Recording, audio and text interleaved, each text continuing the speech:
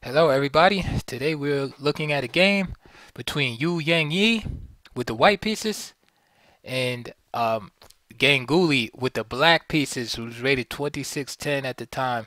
This is from the Indonesia Open. For those of you who are interested, this game took place in 2012, and we're looking at another Scotch opening from Yangyi. And we had this Mises variation, knight of 6, knight takes c6. Again, as I said in the last video on the Scotch variation, repopularized by Kasparov in his 1990 match versus Anatoly Karpov. Bishop a6, exploiting the position of the queen on e2. Of course, besides bishop a6, knight b6 is also playable. And knight d2 here. g6. Of course, instead of knight d2, b3 is also playable.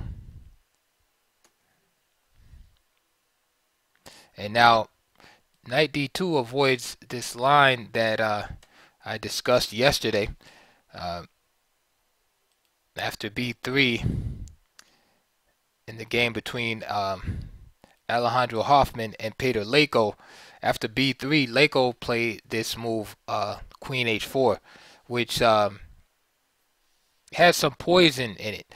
Instead of playing the typical g6 bishop g7 plan, queen h4 allows for this dark square bishop to come to b4 at some point. And just to give you a quick example, if g3 after queen d4, white is already lost here.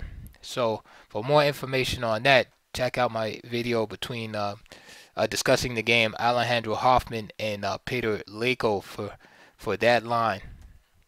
So some players will opt to skip on b3, and they'll play this move knight d2, which of course avoids that situation. So g6 is played, and now Yangyi plays knight e4, bishop g7, and bishop g5, and white has to be careful already of these ideas of invading this weak dark square on f6. Ganguly played queen b4 check. So now queen takes e5 is perfectly possible, and play could continue knight c5, attacking that bishop. Queens come off the board. Knight b4, threatening the fork, castle, d6, knight takes a6, knight takes a6, and bishop f3 here. And king d7. And we won't keep going into the analysis, but you can see that we have a position here again. Although black is a pawn up, white definitely has a superior position structurally. Of course, you can see his pawn structure is pristine, and his pieces are a little bit better than black's here. And of course, he has the bishop here. So white definitely has compensation, and this is the type of ending that white would like to play against black's pawn islands in the position.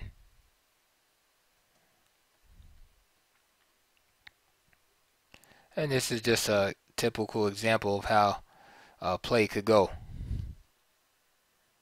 Of course, if bishop takes a7 here, rook b4, b3, and bishop h6 wouldn't be good for white. So queen takes e5 is possible, but the endgame is favorable for white, and he has compensation for that pawn deficit there. This is why Ganguly avoided that trade at that moment. Instead, queen b4 check was played.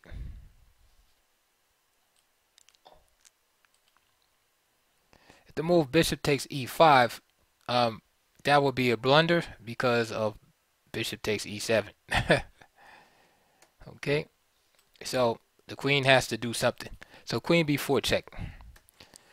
Queen d2.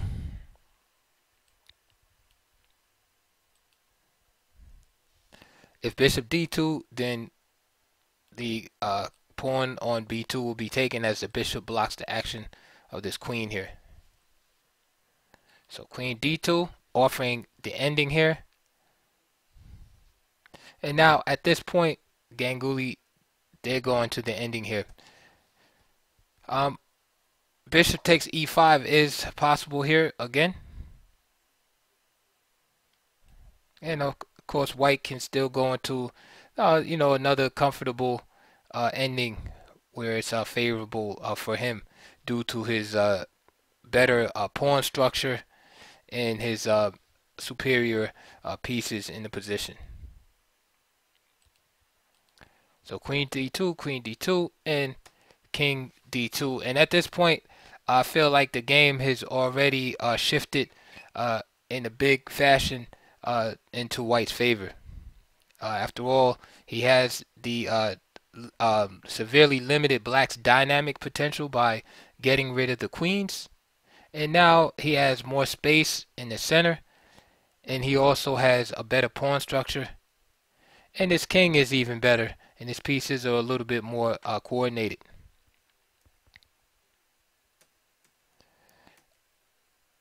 Ganguly, feeling the pressure in the position, played the move h6 on move 13, which looks completely natural because with the knight being attacked here on d5, the knight has to move. So if this knight, if this knight moves, then the f6 square can be occupied, by one of black's pieces.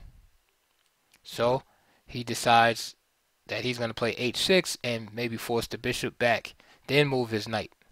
However, Yangyi just simply plays c takes d5. Okay, so now the problem is this piece is hanging on a6. So bishop takes f1, and then simply bishop f6, and Ganguly was forced to resign as he's just down a piece. Okay, there's no way to protect the bishop and save this bishop on f1. So 15 moves, 2,600 grandmaster was defeated in a well-known opening. Okay, what can we take from that? The thing I would take from this game is basically that usually when your overall strategy is wrong, then that will lead to a lot of tactical pitfalls. And I think that's what happened.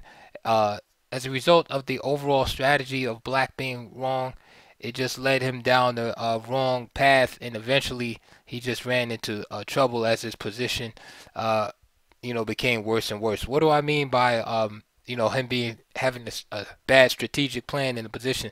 Well, as you can see here, black has to play dynamically. The reason why is because he has open files, for instance, open B file, semi-open E file. His pawns are somewhat compromised on the queen side. All right, and he has a lead in development early in the game.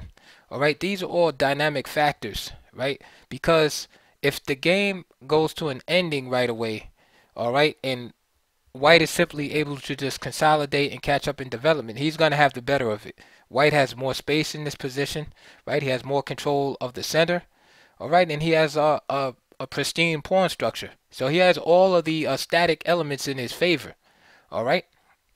The only way black can claim compensation, right, to offset those advantages that white holds is to play in a dynamic fashion. So he must have a lead in development, all right, activity, in the position, and constantly be putting pressure on the white center to destroy it or tear it down. So thus you have this early pressure on e5, and then often d6 and moves like d5 are played to destroy the white center. All right, so in order to overcome the static features in the position that favor white, black has to have activity and dynamism and create threats in the position, right, in order to offset those things. And the game, of course, usually ends up being balanced in this way. All right, so in this game, where black went wrong is going into this situation whereby the queens came off the board rather quickly, because now the dynamism is severely cut cut down in the position for black. All right. White can now leave his king right in the middle of the board. He doesn't really have to worry about getting checkmated or anything. All right. So this is white is halfway there to what he's looking for already. Okay. And again, now with the queens off the board and all of that stuff, now black is in trouble, right? The knight has to move. Okay. And of course, he overlooked the idea, and next thing you know, c takes d5, bishop takes f1, bishop f6, and the game is over. All right, so that's what I meant uh, by saying bad strategic plans usually, lead to a lot of tactical pitfalls, and that's basically what happened here.